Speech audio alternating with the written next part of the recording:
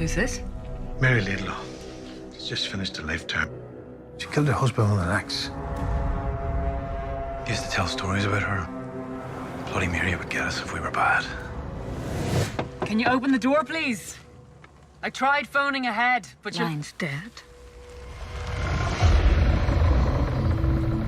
I have to fit you with a monitoring tag. You got kids. Hi. I don't talk about my personal life. Why do you stay in this town? No mother should have a stranger bring up her child.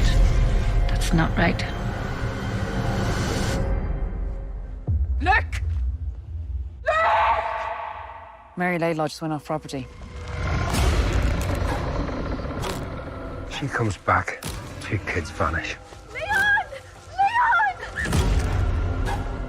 What they got up to up here was sick. 30 years in this skin. It's nothing to do with me. Get out! Mandrake. His father was a man. His mother is the earth.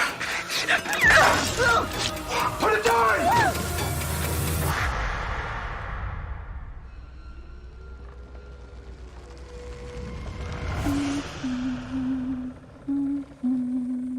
It's yours if you want it. It's up to you. Hello, everybody, and welcome to the latest episode of Fresh Cuts. This is Mike. Joining me, as always, it's Mr. Venom. What's up, Venom? How are you? Greetings and salutations, witches and warlocks. And I'd love to say that I'm doing really well, Mike, but I'm freezing my ass off in 50-degree weather in Southern California. This is just so unnatural for me that I feel like a fish out of water. I don't like it. I want my heat back, damn it. Yeah, we're actually experiencing something similar here. It's kind of weird because it usually doesn't feel like this until around January here, but I don't know. Cold front moved in pretty quick, so I guess it's like the pendulum swinging back from having 100 degrees in September. Maybe. All right. Also with us as always, it's Don and Ellie. What's up, Don? How are you? Yeah, what's going on? Always great to be here.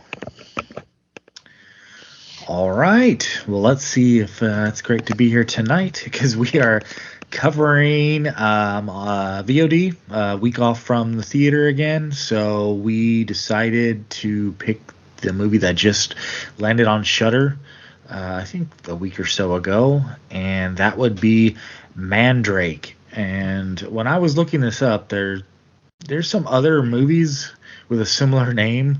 So make sure, yeah. Obviously, it's the 2022 one, and it's on Shudder right now. So pay attention to that. There's one that I really like from the Sci-Fi Channel from like 2010. That's actually really cool. It's about a gigantic walking bush that comes to life and attacks people. That sounds fun. Yeah, it actually is. It's one of their better ones. Yeah. All right. Well, to set the table for this one, I'll take the synopsis off IMDb. A probation officer, Kathy Madden, is tasked with rehabilitating a notorious killer named Bloody Mary Laidlaw back into society following a 2-decade sentence.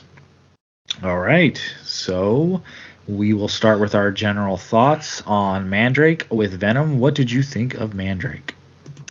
I mean, this wasn't too bad of a film. I mean, it's well shot. I have no problem with the cinematography. I do like how this whole movie looks very dreary. Even the daytime scenes just seem very just gray, almost bleak, which kind of lends itself to kind of the tone of the film. I thought the performances were fine. So, from a filmmaking standpoint, I think the movie is fine. It's a well-made film. My issue is, of course, as always, going to be the story.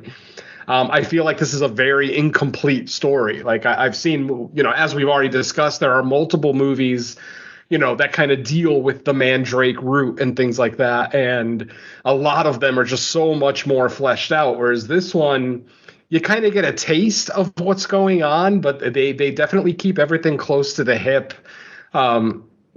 There's definitely a mystery throughout the film, but then once that mystery is kind of revealed, it almost loses me a little bit. Like, I'm actually a little upset that this movie doesn't have a certain element that I will not say now, as this is a spoiler-free section. But yeah, there's a certain element of horror subgenre that I like to see in my Mandrake films, and unfortunately, this one doesn't really have it. Now, as I've said, it's beautifully acted. The filmmaking is great. I don't like this score. This is something that I don't often say, because to me, scores are either good or they're present. But with this one, there was a couple of scenes in this film where the score almost doesn't make sense.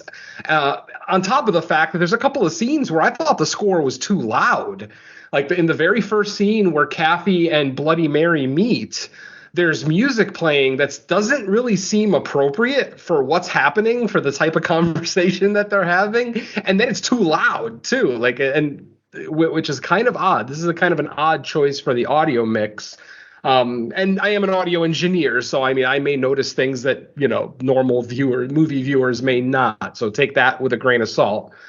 But overall, it's a beautiful film to look at. Like I said, it's very well made. It's got some good, I can't even say really effects, because there's not really a whole lot of quote unquote effects to speak of here. Not a whole lot of on-screen kills or gore or anything like that. It's definitely a movie that's relying on its storytelling and its characterizations. And I think the characterizations are top notch. It's the storytelling that loses it for me. So that's about as much as I can say without getting into spoilers. It's a good film that could have been a great film had the filmmaking team maybe made a different decision or two here and there. But overall, still a really good film. A slow burn. I am a slow burn fan, so maybe I'm a little bit higher on this than most will be, because it is kind of a slower paced film. Luckily, it's only an hour and 25 minutes, so at least you're not going to be spending a lot of time with it. But it's going to be a hard one for me to recommend, because though there's nothing about it that I flat out hate, there's nothing about it that I love either. And movies like that, it's like, I'll say watch it if you have time, if you have Shudder, but otherwise I can't call it a must-watch horror film for 2022. But definitely a well-made film, and worth seeing if there's nothing else on your movie queue. That's it for now, Mike. Okay, I'll throw over to Dawn then. What did you think of Mandrake? Yeah, I'm kind of in the same boat here. I agree with pretty much everything that he said. It looks really good. The atmosphere of the town is fantastic. I love the oppressive woodland area that it surrounds everything, and it gives off like the vibe of something evil and malicious lurking just beneath the surface. The setup isn't bad. Sorry. I like where it goes. From the very beginning. I like the mystery of over whether or not the suspicious murderer is actually causing all of these incidences that are going on around town. Some of them are kind of creepy and chilling, especially when it gets to the second half and we kind of get a little bit more fleshed out over what's happening to the residents, and they're dragging more people into this mystery, and it kind of gets a little bit more interesting. But yeah, the slow burn for this one is just a little too on the sluggish side. The pacing needed to get picked up a little. Either that, or I would probably say that they were instructed to act too slowly, where it didn't really have any kind of like energy or sense of trying to think of the appropriate term here. Just like no sense of urgency, I guess would be the main word here. Just because the entire thing, as we'll discuss in a few minutes, probably involves children being missing, and that's gonna light a fire under people, and that's gonna get everybody off their ass and get moving. And it kind of really doesn't here. It kind of just, oh, well, yeah, well, we guess we had to, deal with these kids. What's for dinner, honey? And it doesn't really have that kind of, freneticness that I would kind of want for something to, utilize that kind of a trope. But the other thing for me that really kind of stuck out is just, everything set at night was so dark. I almost had to check check my player to make sure that the brightness settings was fixed off, because I remember having the same issue with Hellraiser a few weeks ago, and it's nearly impossible to make out anything that's going on if it's set at night, and especially if it's set in the woods.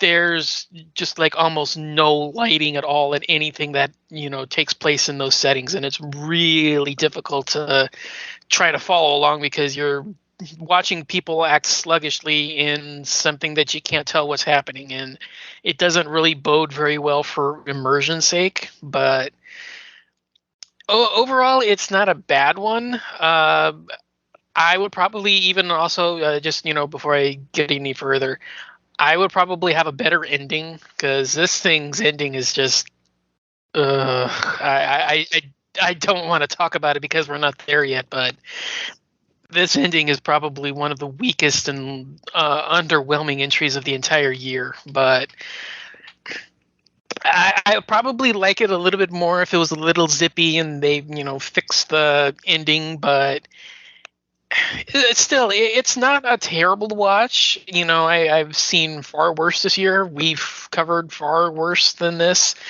Shudder's picked far worse than this one as well, so it's not like it's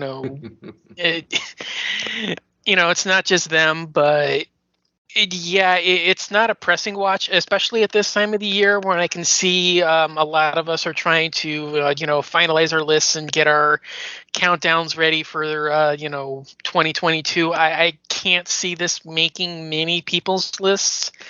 I don't see it as a pressing watch. Maybe if you've already compiled everything in January or February next year, and you want to go back and see something that maybe you might have missed, this could be a top choice at that point. But overall, at this stage of the calendar year, I really can't see this being a pressing priority and a definite must watch.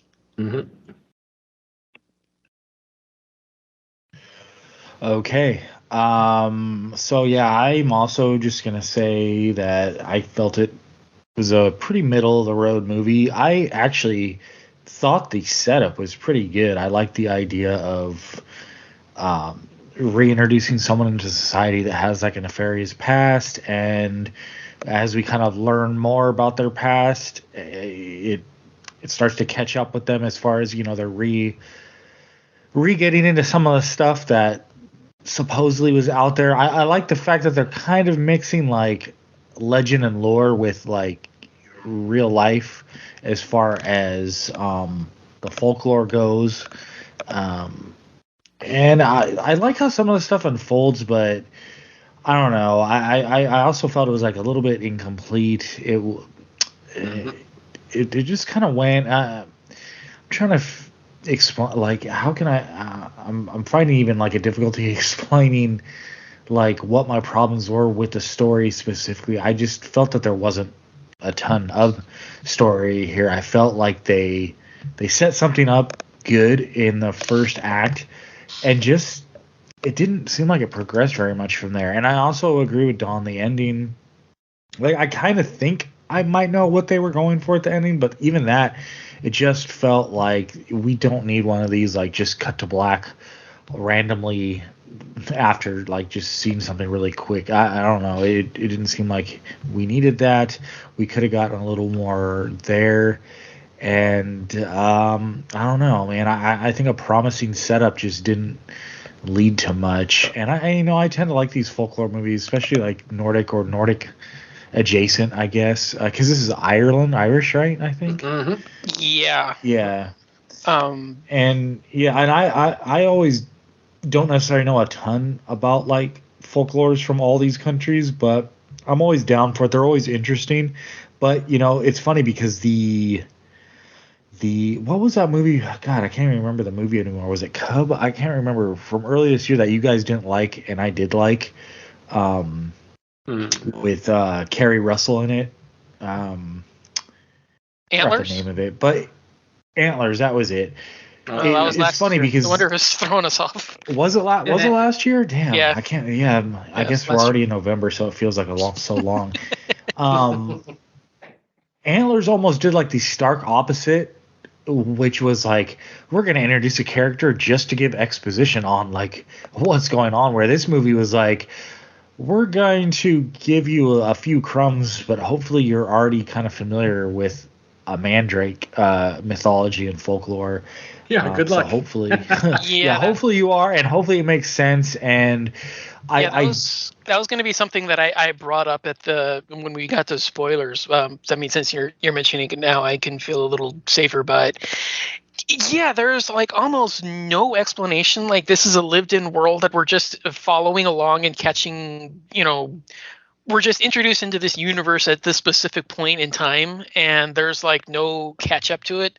It's like, you're starting at this specific point, but there's already like 10 to 15 months worth of backstory, or even in this case, I think they said that she's been incarcerated 20 years.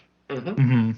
So yeah, there's like all this there's all this backstory that's been built up over it, but it doesn't catch you up to what's going on. It's like a lived-in universe that you're not really privy of, and you're just like watching from the outside.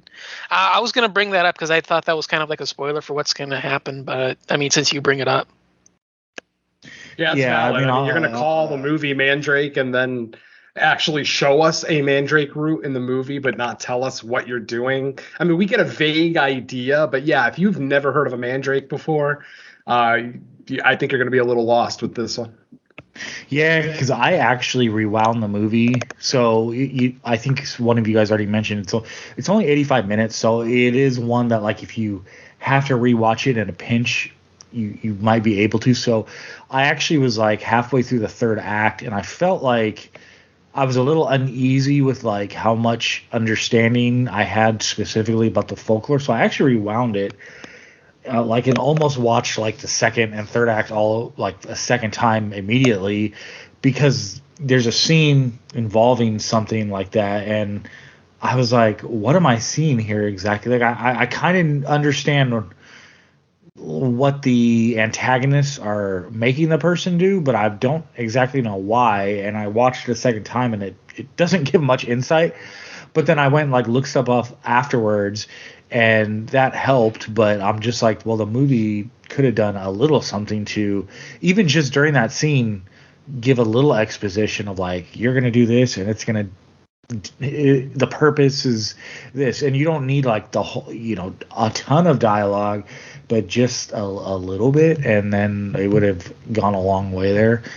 So you do get a little bit of that in this movie, where you might be confused if you're not already familiar. So maybe if you're listening to this portion of the show and you aren't very familiar with that folklore, look it up before watching the movie. But Venom, you mentioned the score. I don't even have much to say about the score, which tells me it wasn't memorable at its best. So I take your criticism of the score on face value, because if I can't even remember it, that's not good for a horror movie. Exactly. What else can I say? I did like the performance of the main antagonist. I thought she was good.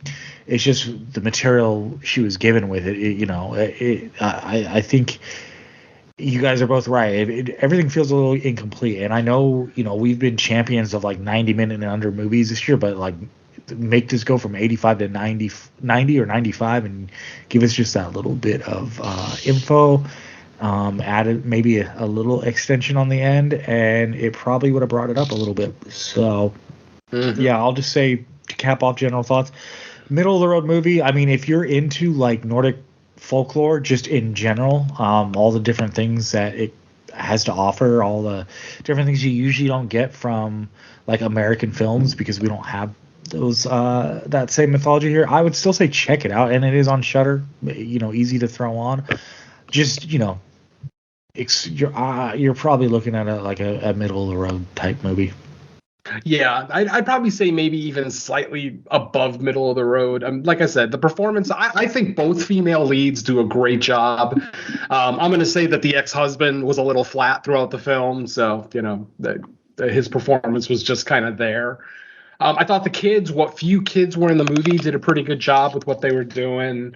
Like I said, I feel like it's a good production. Whether that translates into this being a good movie, that's going to be up to the viewer. But it seems like all three of us are in the same boat where it's a little short of being a good movie. It's like I said, very watchable, very pretty, but it just leaves so much out of the story that, once you watch, I've watched it twice now, and I think I kind of understand what the ending means, but that's totally up. Well, another thing too is that Don is 100% correct about this ending. This is one of those movies that doesn't really end; it just stops.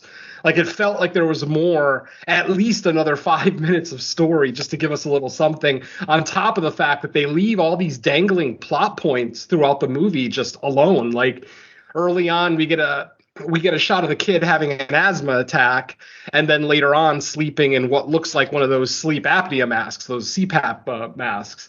But then that never is a factor. It's like, well, why do we waste this scene of the kid having an asthma attack if it's never going to come back to mean anything?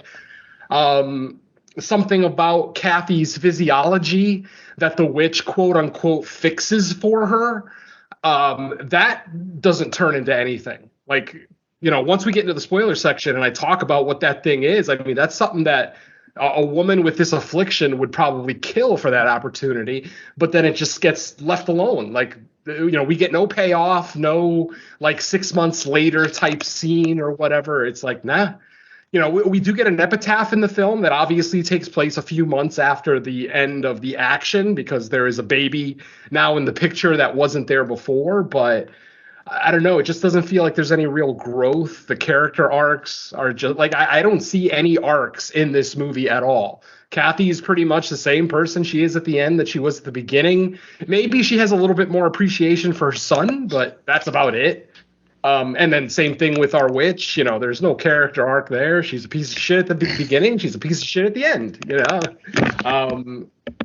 So yeah, I mean, if you're looking for deep character development, this movie isn't it. But if you're looking for a mystery that may leave you scratching your head at the end of the film so that you can kind of plug in your own answers, this is a good movie for that. Definitely. It definitely leaves a lot to interpretation, especially with that ending, like Mike and Don both said. So yeah, there is stuff to appreciate here. I just don't feel like it's enough. And it seems to be the consensus between the three of us that, yeah, it seemed like they had a good blueprint, but it failed in execution. And, like I said, you're going to make a movie like this with very little violence, very little gore, trying to convince us that there is something supernatural going on, blah, blah, blah. And then it just kind of fizzles out at the end. It's a little unfortunate. Because I was on board. For the first two acts, I was, for the most part, on board with the story. But yeah, the third act is just so disappointing. And that ending just leaves you scratching your head. Like, why the fuck what was the point of this film? Why were we here? This is what I mean about no character arc. Nothing has changed. Maybe a few people are dead that weren't dead at the beginning of the movie. But yeah, it doesn't really change the grand scheme of things. So yeah, it's an underwhelming film. Let's just go with that. It's still a nice film, looks good, well made, blah, blah, blah. But, like I said, if you like ambiguous stories, this is the movie for you. And then you could just plug in your own ending or whatever, your own interpretation of the ending, if you will. Anything else you guys want to say before we get into it? I mean, I brought up the fact about the lived-in universe thing, so that was kind of one of my notes. I don't really see anything. Yeah. I would have liked to have seen a bigger exploration of this world. Yeah, the world building in this one is just, I mean, with folk horror specifically, the world building may not always be there because it's such an isolated story, but I don't know, like, we know nothing about the town that they're in. We know nothing about the families that live there. It's such an isolated story between, this parole officer and police officer that are now divorced, and then this recently released double murderer. And, that's kind of it. It's almost like a Ferris Bueller type movie, just a day in the life or a week in the life, I guess, in this case. But yeah, too bad. Had a lot of potential, but didn't quite pan out. Oh, man. Anything else, Mike?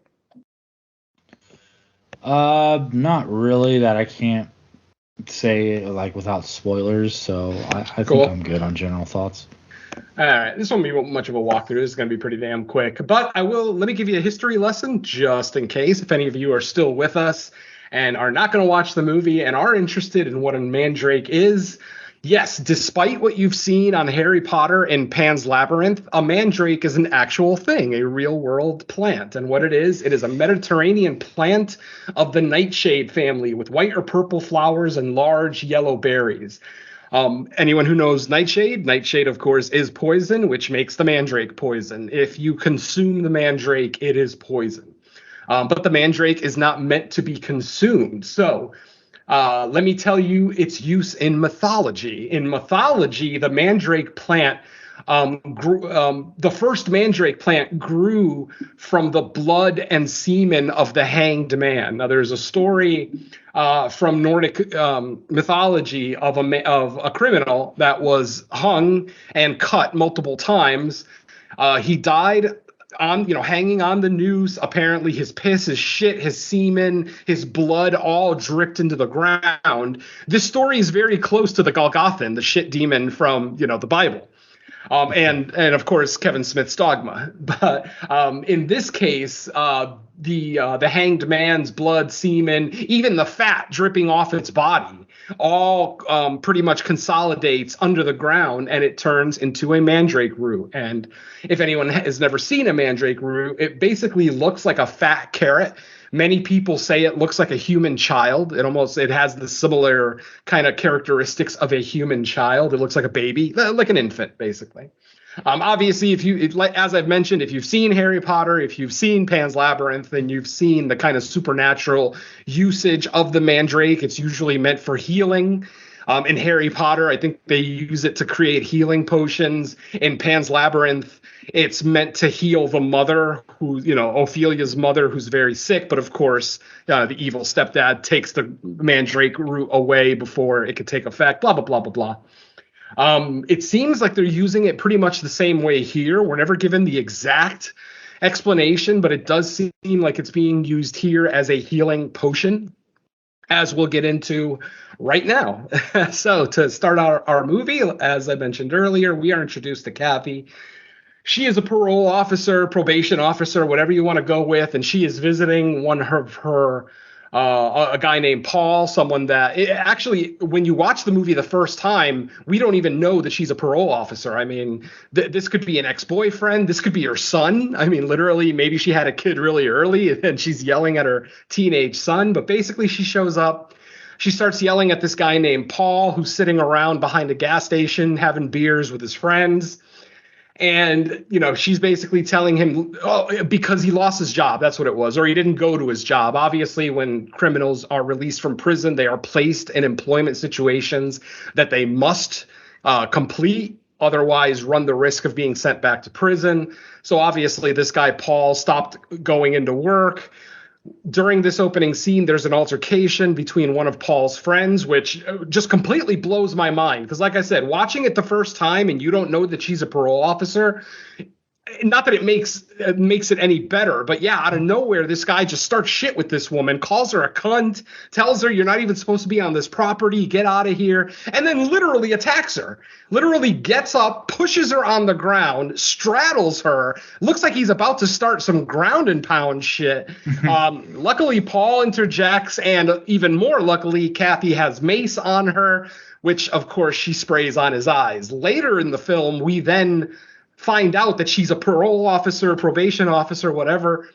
And I'm thinking to myself, wait a minute, this piece of shit knowingly attacked a probation officer? Do you want to go to jail? Like, is that your end game? Like, that made no fucking sense to me, because he knew who she was. Because as soon as she shows up there, the other piece of shit says, you're not even supposed to be on this property. You know what I mean? So he obviously knew she's a parole officer, and then he goes and physically attacks her. Yeah, that's kind of the level of intelligence in this film, my friends, at least from some of the characters. We later find out that she is divorced from Jason, her ex-husband, who is now remarried with a younger, prettier wife. And of course, the younger, pretty wife is pregnant. And we find out that Kathy has been given a new what do you call it? Convict, ex-con, I guess, a new ex-con that will now be part of her list of people that she checks in with, takes care of, and that is, of course, Mary Laidlaw, locally known as Bloody Mary, because 20 years ago she killed a homeless person along with her husband. Now, when the crime occurred, she claimed that the husband was abusive, basically set fire to her, literally physically set fire to her. Later in the film, we actually get confirmation that there was fire involved. Whether the actual husband was the one who set her on fire or not is still a question. But when Kathy shows up to Mary's house to put one of those ankle bracelets on her, to monitor her location, when she pulls her pants up, she sees her skin is just black and charred. So obviously, she wasn't lying about the fire. Somebody set her on fire at some point. And then during that scene, this is the scene I'm talking about where Kathy and Mary first meet, and the music, the score just seems kind of inappropriate. Like it's a little too light considering what they're talking about. I mean, here's two women talking about murder, talking about how the town looks at this woman as Bloody Mary, even though, she claims that it was self-defense and that her husband was abusive and everything else. They don't really talk too much about the homeless person that she supposedly killed. But they do mention a wandering man, basically someone, another character from mythology that just kind of wanders the woods of Northern Ireland and, does whatever it does. So that's kind of our setup. We have our setup. Later in the film, we see two locals who are just kind of, walking around the woods, and they are taken. They are taken by what looks like the wandering man. This big guy with horns. He almost looks like Krampus, like Michael Flanagan's Krampus. So, wait, hold on. I was going to bring this up. What's up? I was going to say, did you guys think it was weird that they revealed it this early? The creature or the thing? Yeah. Considering how it turned out. Really. Yeah, but I'm saying when you first sat down and watched it, because I almost forgot about this until you brought it up. Did you find it weird that they would choose to reveal it this early, even though you don't know where it's going the first time you watch it? Mm-hmm. You just see it the first time and you see it this early into the movie. I would have liked to have seen the mythology built up a little bit more. Because obviously when you first see him, you're not 100% sure if this is an actual supernatural being or just a human, with some kind of costume on. So I think they keep the mystery alive enough that I see your point, Don. I do, but I don't know. I think they keep it ambiguous enough that it's okay. I mean, it's a short movie anyway, so. Yeah, that's kind of like what I was saying in the general thoughts, how like they kind of play on the mythology, but then things kind of turn out a little different in the end, like what's actually going on. Exactly. Yep. So we see our mysterious wandering man basically leading the two kids away, and later in the scene, or later that night, it's discovered that the two kids are missing. Their family has called the police and reported them missing. They haven't come home. They start a search party to look for the kids. Unfortunately, they don't find them. They do end up finding another body, though, that just gets ignored. Like, not ignored in the sense that they leave it there, but ignored in the sense that it doesn't come up in the story again.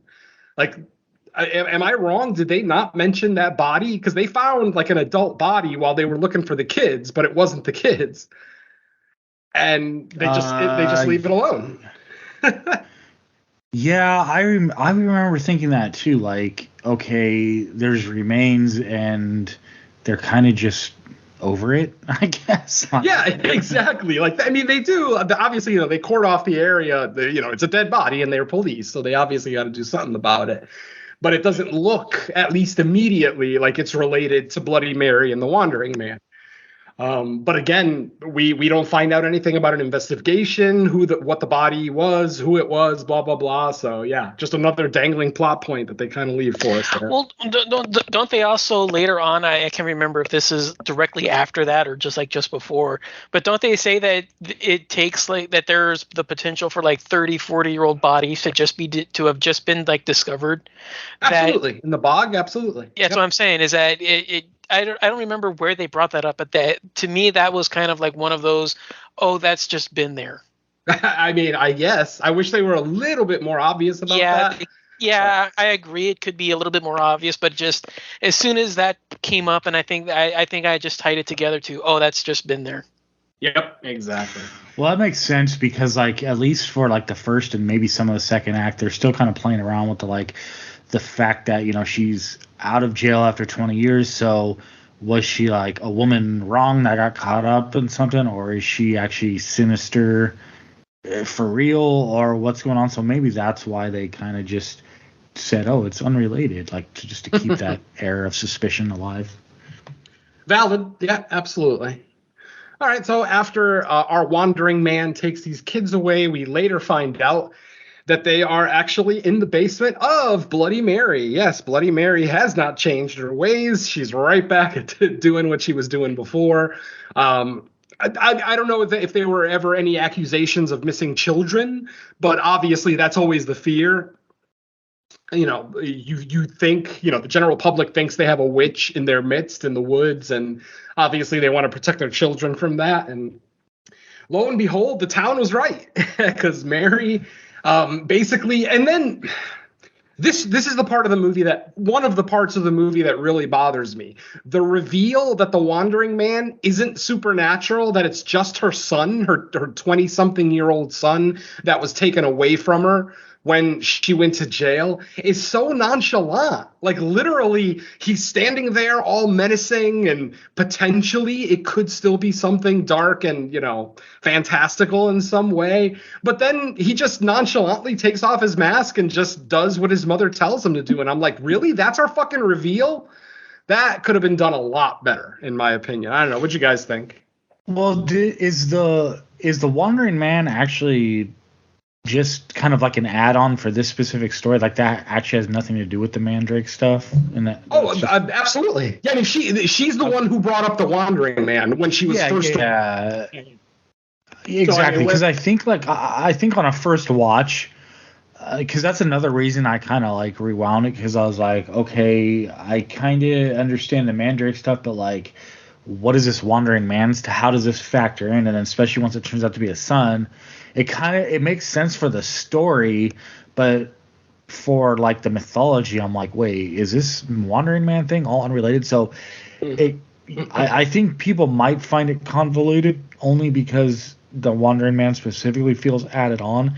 Once you find out it's the son, okay, it's like, oh, so yeah, obviously the son is helping her do whatever she's trying to do, but it's still how it gets there is a little bit convoluted. Yeah exactly. And basically what we see at this point, after Thomas takes the mask off and we see that it's just her adult son, basically she just says, do the girl first, and then the scene cuts to black. So luckily we don't necessarily see any violence on children on screen. Not that I have a problem with that, but I know most do. So basically the next morning, the children are now officially missing. Their parents basically reported them missing. They have not come home. And, you know, obviously instantly people want to blame Bloody Mary. You know, she's like the town pariah, so she's going to, you know, take the blame for a lot of their crap. So basically the next morning, both Jason and Kathy visit Mary, but on separate visits, separate occasions. Jason shows up first, the ex-husband cop, and he basically questions her, you know, lets her know, hey, you know, these two kids are missing. Do you know anything about this? They were seen in the woods around your house. Of course, Mary denies everything. And then there's a really weird scene where Mary gives him a cigarette, and it almost comes off sexual. Like, did you guys get that weird vibe during that scene where she hands him the cigarette and then lights it and staring deeply into his eyes as he's lighting it? I don't know. It felt vaguely sexual. Ugh. Either awkward or sexual, one of the two, yeah. Oh, awkward, definitely. Or awkward, both. Yeah, I didn't read sexual. I thought it more just like, you know, she's looking at him as like a prime target, maybe. Oh, definitely, yeah. I mean, maybe she's the type of person who plays with her food. Yeah, I guess I can accept that. She's having fun with him before she knows what she's eventually gonna do. I can see that. I look at it more as like her like scoping out a potential target or victim or something. Yeah, I'll go with that. Definitely. It just, I don't know. To me, it just felt so It is kind of weird, but creepy. yeah, it is weird just like the way she's looking at him. But yeah, I can see sexual. I just went for sizing a potential target. Mm-hmm. All right, and then basically after this incredibly awkward scene with Jason and Bloody Mary, then Kathy shows up, pretty much with the exact same intention. You know, do you know anything about these kids that are missing? They were last seen in your woods, blah, blah, blah. You know, they end up having some cryptic conversations, and Mary knows a lot more about Kathy than she's kind of letting on. Like, you know, she knows that Kathy's divorced. She knows that Jason, the police officer, is her ex, even though they've never met. Bloody Mary, you know, obviously she could just be cognizant of all the people in this small little town that they live in, but she knew like a lot of information that most people wouldn't know, such as that Kathy is barren and cannot have children. She has had one child with Luke already. Excuse me, with Jason. Luke is the child. Luke is her son. He's about, I don't know, 10 or 11 years old in the film. But of course, Luke is living with his father and, you know, his new wife. So, you know, a little bit of an estranged relationship between the child Luke and his mother, Kathy.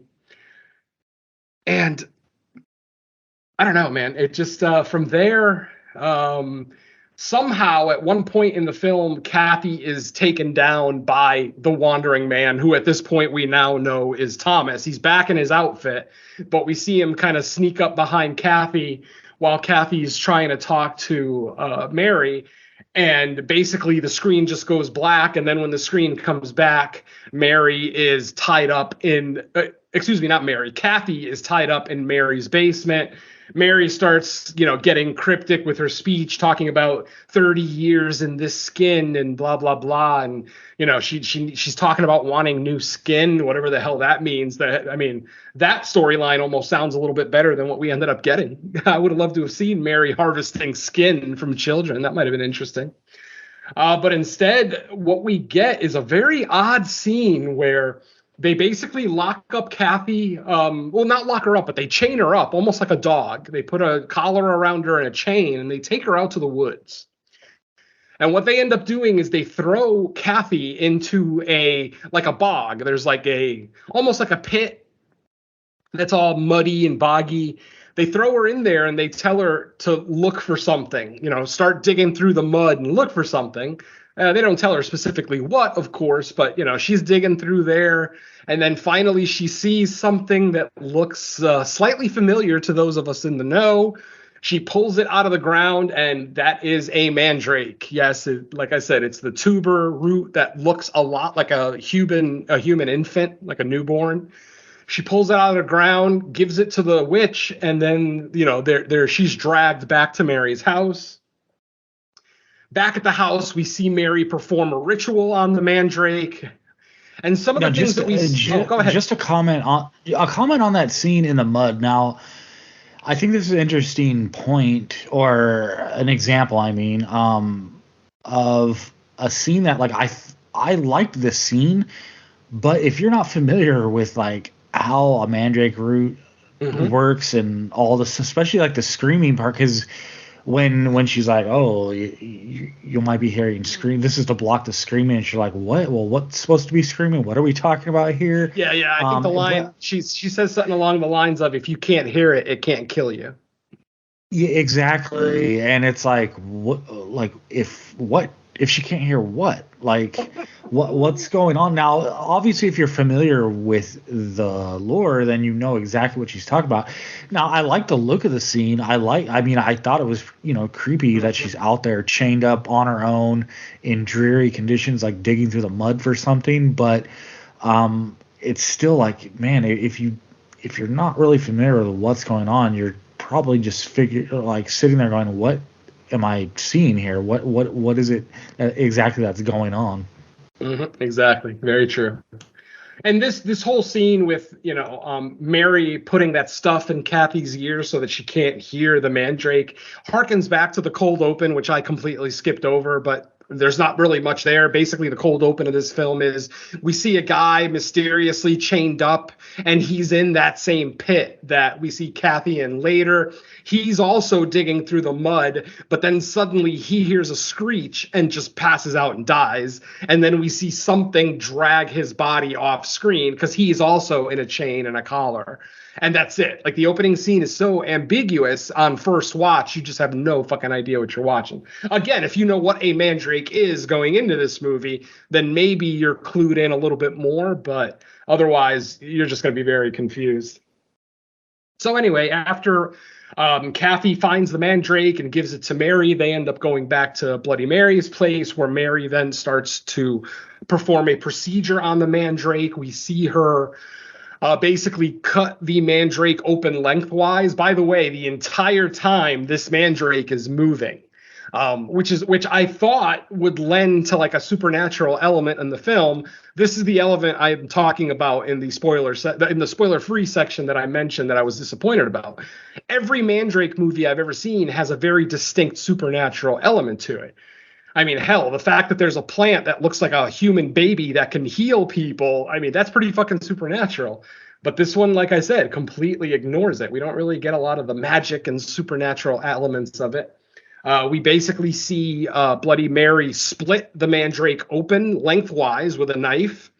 And then she pours in blood and milk, which, again, if you know anything about the lore, if you remember from Pan's Labyrinth, Ophelia had to put the Mandrake in the bowl of milk with a drop of her own blood and then put it under her mother's bed.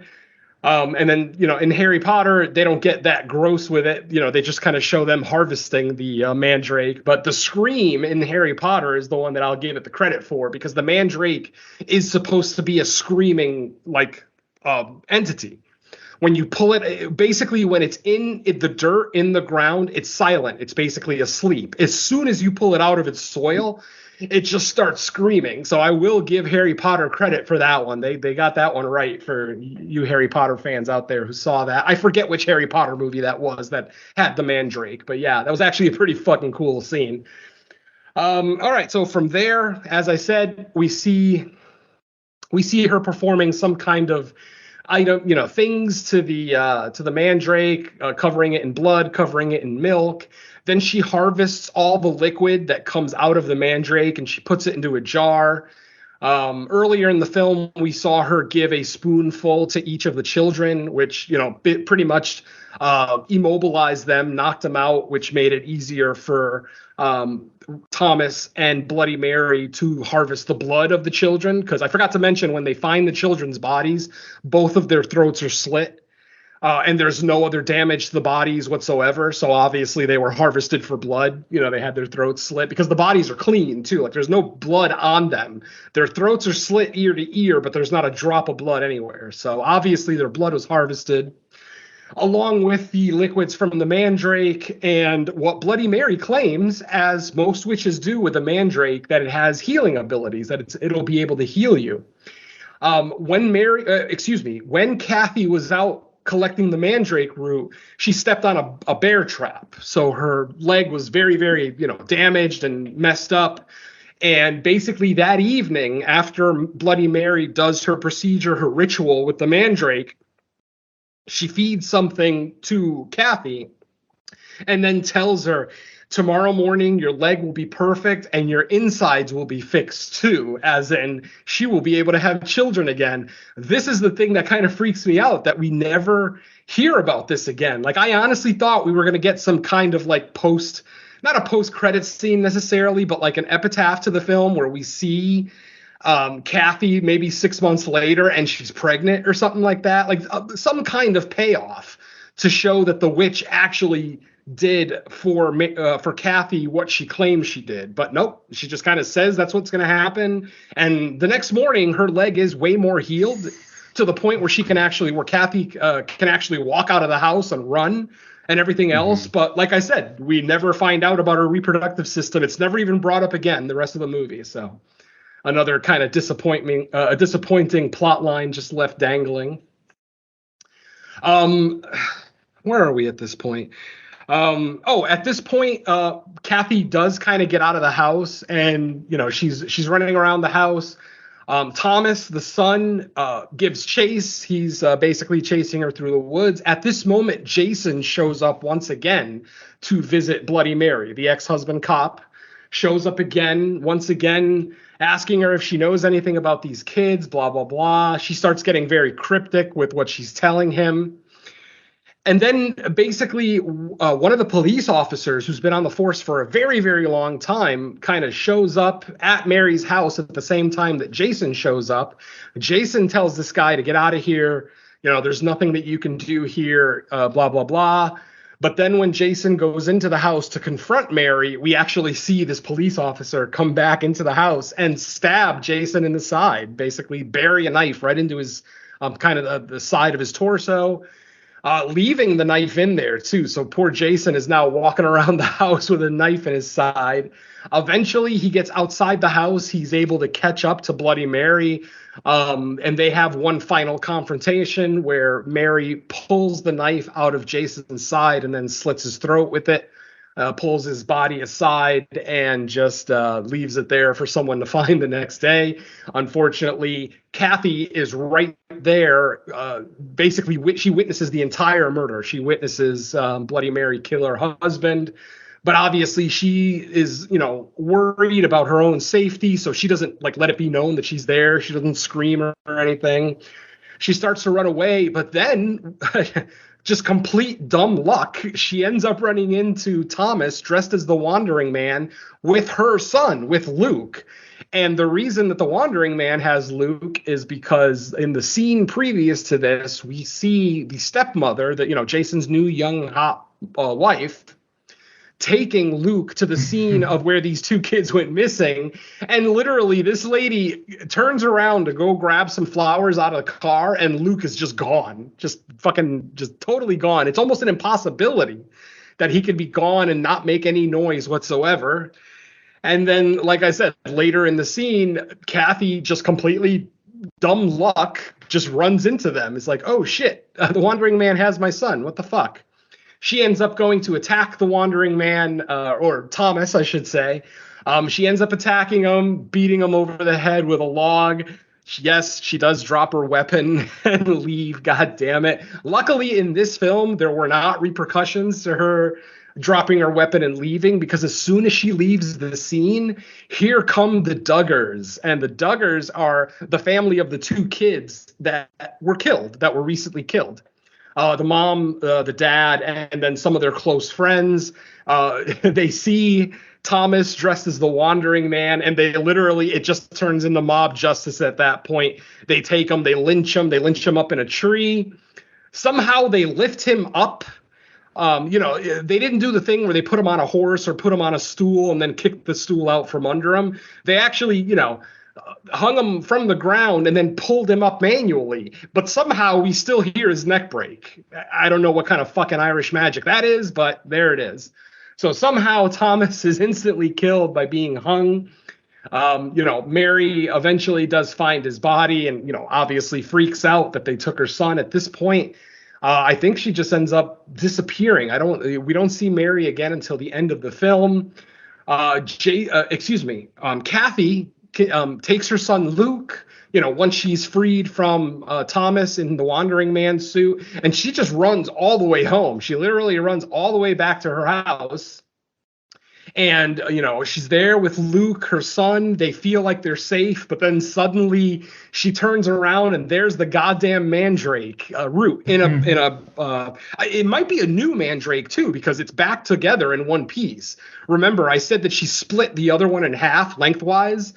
This one looks like it's whole again. So I don't know if it's the same one and it healed itself or something, or if this is a new one that she got, that Mary got, But yeah, basically someone, we assume Mary, left this Mandrake root in a basket in Kathy's house.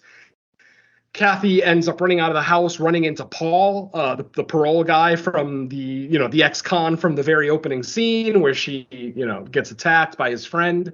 He's there to help her out. And they're able to find the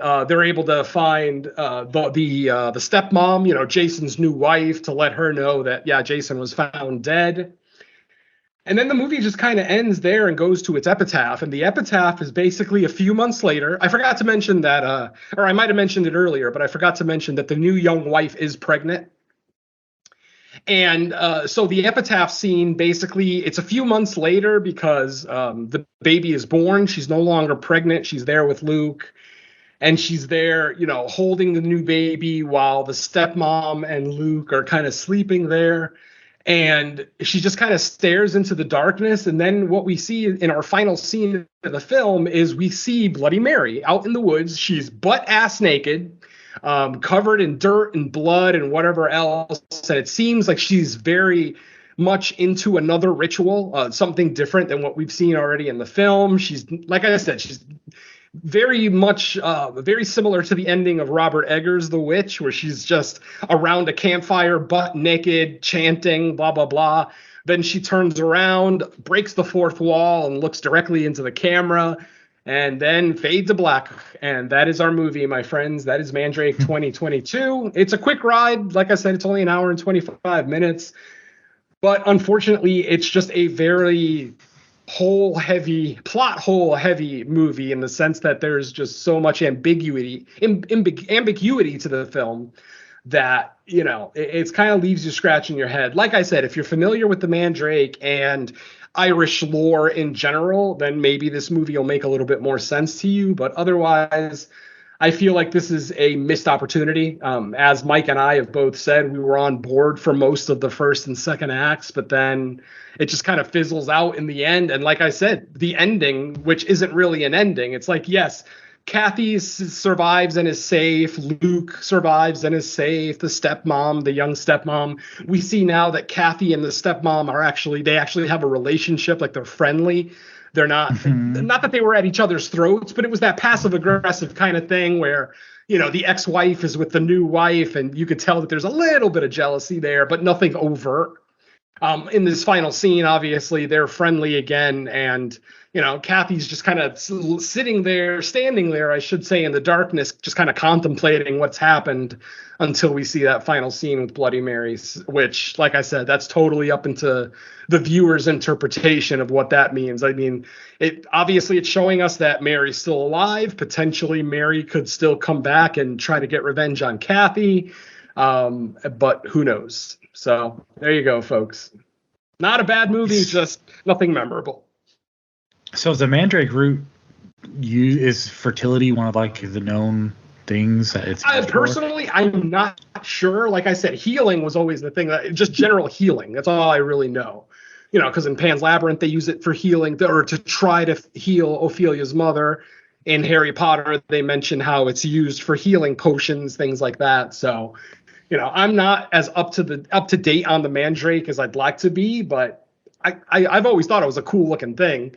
And when you get a really good interpretation of it, where it's screaming the entire time that it's not buried in its earth, I just really dig that. So 2 points for Harry Potter.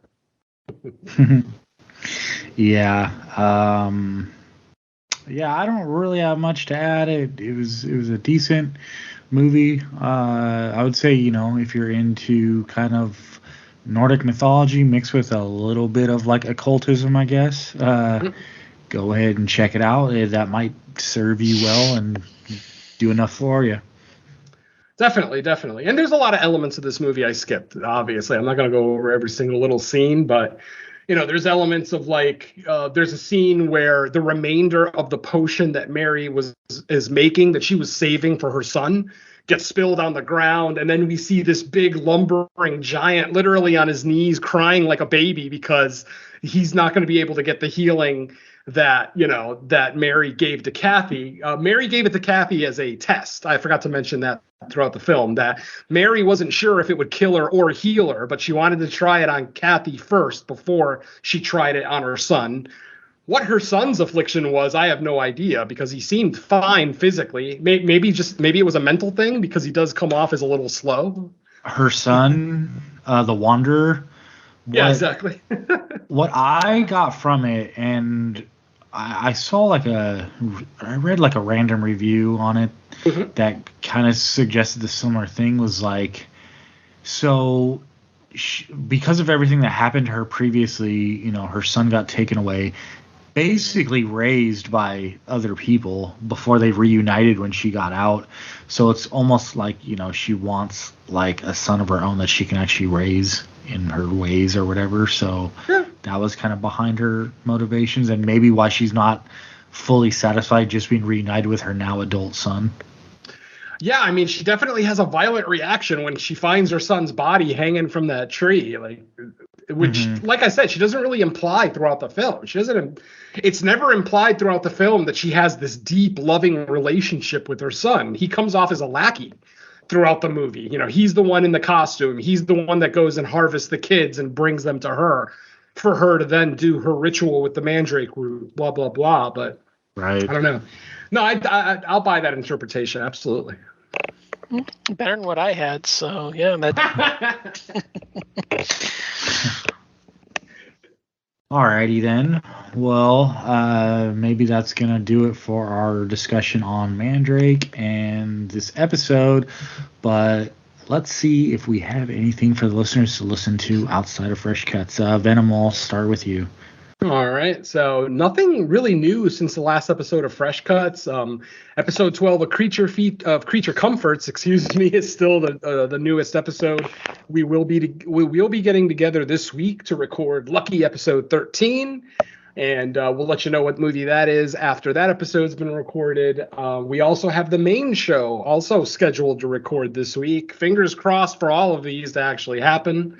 But we got the main show on Friday where we're going to look at, City of the Living Dead and Cemetery of Terror.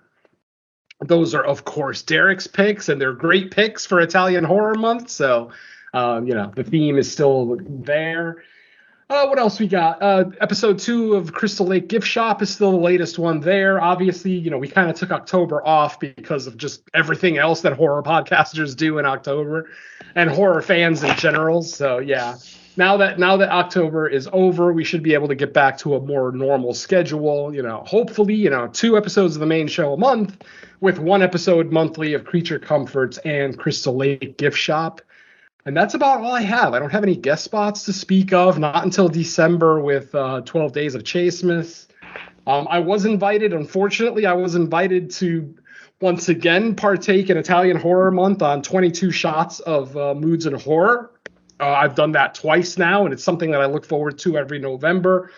Unfortunately, because the 22 Shots has changed their recording day and time, I unfortunately will not be available on the day and time that they record. It's a little bit early for me out here on the West Coast, so I'll have to miss out on Italian Horror Month. And they were going to give me the Alberto Lenzi episode too, which I'm very upset about because I fucking love those movies. But again, in another world. But I think that's it, Mike. Like I said, no guest spots to speak of. And just the stuff that we got coming up this week that'll be recorded and released. Who knows when?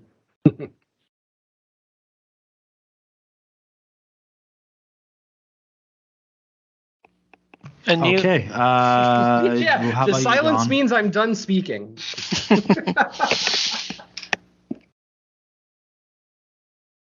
Okay, Don, how about you? Just a new episode of Creature Comforts coming soon, which I'm really excited about because it's going to be a fun time. I'm really looking forward to the film we're going to cover. I do have a couple of guest spots to announce. I joined up with some friends of mine. I mentioned them a few months ago when I joined the Nightclub podcast to look at Sharknado. Yay. And I'm joining them again to do the Beyond and House by the Cemetery for Italian Horror Month. Oh, God damn. You get the good movies. Oh, yeah. And more importantly, there's a person on... it's a 3-person show, and the movie is unwatched by at least one other person on each show. So I'm really looking forward to seeing how they handle House by the Cemetery, because that's going to be a first time watch for someone on the show. So yeah, we're gonna see a first-hand impression of Bob. Bob, damn plumber idiot. Yeah. And speaking of, I'm should be guesting on 22 Shots of Moods and Horror for their Umberto Lindsay show for Italian Horror Month. Hey, Donnie gets my spot. Nice. Yeah, Venom couldn't make it, so I volunteered. Although I should mention that may not happen, since Venom announced he couldn't do it. I said, if you're willing and interested, I can make it. I've seen both. I've seen the movies, and JP Hart reacted to the comment and hasn't spoken to me since. So, Those 22 shots, guys, they're so cryptic. Yeah, I've seen them. I don't know if I'm going to do it, but like I said, I offered, he heart reacted, and hasn't spoken to me since. So I guess that means I'm on. Let's hope. Fingers crossed. Yeah. But yeah, other than that, the only other thing is season 1 of Horror Countdown, available on all or majority of podcast catchers, gearing up for season 2, which will start pre-production next month. So getting the final pre-production details ready, because I'm going to expand it just a little bit. I'm going to do a little something extra to spice up the show and give you guys a little something extra. It's not going to be too much more, but it's going to make it seem a little bit more professional. So yeah, we're about ready to finish that up, and then put the announcement out for new guests. So be on the lookout for that. So pretty much all I got on my end. Okay. So on my end, not much outside of the regular shows we do. So be on the lookout for the next episode of Fresh Cuts, which looks like it's going to be The Menu, which is a theatrical release this week. So I'm thinking like the end of the year should be decent. We'll see. I mean, there's some notable releases, but we'll see how good they end up being. Yeah, there's one foreign movie that came out last week that I'm very interested in. I was gonna see if I could talk you guys into doing it, but we'll see. We'll talk off air. Do you know, is the Joe Bagos Killer Robot Santa movie, is that supposed to actually release this year? Because I know it's coming to Shudder. It's absolutely this year, 100%. I think it's coming to Shudder, I believe. Makes sense. Good. All right. Yeah, I'm looking forward to that. So. Oh yeah, that'll be a must. Yeah. All right. Well, yeah, that's going to do it for this episode. Like I said, The Menu most likely next. And with that said, thanks everyone for listening. We will catch you in a week's time. Let's say bye to our listeners. Later. Don't bother witches in the woods. Just leave them alone. And if you can't hear it screaming, it can't kill you.